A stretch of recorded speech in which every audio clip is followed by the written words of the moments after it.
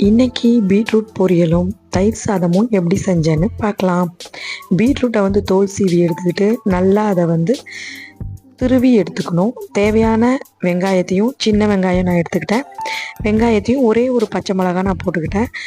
எண்ணெய் ஊற்றி கடுகு உளுத்தம்பருப்பு போட்டு தாளிச்சிட்டு, கருவேப்பிலை போட்டுட்டு, வெங்காயம் பச்சை மிளகாய் போட்டு தாளிச்சிட்டு நல்லா வணக்கி விட்டுட்டு, திருவி வச்சுருந்த பீட்ரூட்டை போட்டுட்டு அதை நல்லா வேக வச்சுக்கலாம். நான் தண்ணி ஊற்றலை.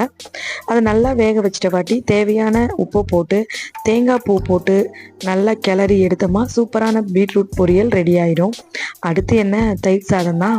தயிர் சாதம் எப்படி செஞ்சேன்னா, தேவையான அளவு தயிர், கொஞ்சம் பால் ஊற்றிக்கிட்டு நமக்கு தேவையான அளவு எண்ணெய், ஏதோ ஒரு எண்ணெய், கடலெண்ணெய் ஊற்றிக்கலாம், நல்லெண்ணெய் ஊற்றிக்கலாம், ஏதோ ஒரு எண்ணெய் ஊற்றிக்கலாம். நான் இன்றைக்கி எண்ணெய் ஊற்றுறேன்னே நான் பார்க்கல. ஏன்னா இந்த தடவை வாங்கின எண்ணெய் கடலெண்ணெயும் நல்லெண்ணெயும் ஒரே மாதிரி மஞ்சளாகவே இருக்குது.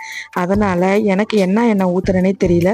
ஏதோ ஒரு எண்ணெயை ஊற்றி கடுகு உளுத்தம்பருப்பு போட்டு, பச்சை மிளகா போட்டு, கருவேப்பிலை போட்டு அதை தாளித்து நம்ம சாதத்தோட தயிரோட கொட்டிட்டு அதுக்கப்புறம் சாதம் போட்டு நல்லா கிளறிடலாம். அவ்வளோதான். இன்றைக்கி நம்மளுடைய பிரேக்ஃபாஸ்ட் அண்ட் லஞ்ச் ரெண்டுக்குமே தயிர் சாதமும் பீட்ரூட் பொரியலும் தான். நம்ம சேனலோட வீடியோஸ் உங்களுக்கு பிடிச்சிருந்துச்சுன்னா ஜெனியின் உலகம் சேனலை சப்ஸ்கிரைப் பண்ணுங்கள். மற்றும் ஒரு நல்ல பதிவில் மீண்டும் சந்திப்போம். தேங்க்ஸ் ஃபார் வாட்சிங்.